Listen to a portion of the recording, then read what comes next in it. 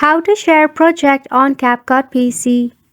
For this, go ahead and open your CapCut in your laptop or PC. Now wait for your application to be opened. Once you are here, tap on New Project or select the ongoing project or the existing one in your draft. For an example, I'll be selecting a draft project. Now wait for it to load.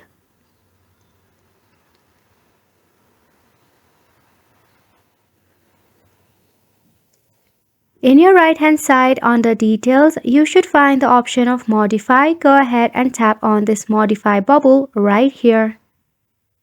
So in order to share your video, you must make sure of some of the settings. For that, tap on the modify option.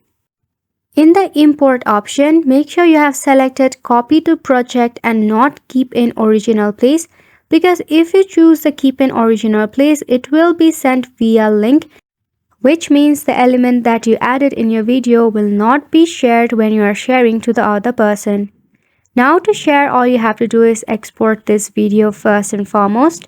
Then once it is exported, you can go ahead and select either link or the file itself via email or any medium that you prefer. And just like that, you'll be able to share project from your CapCut PC. Make sure to go ahead and give this a try, and thank you so much for tuning in.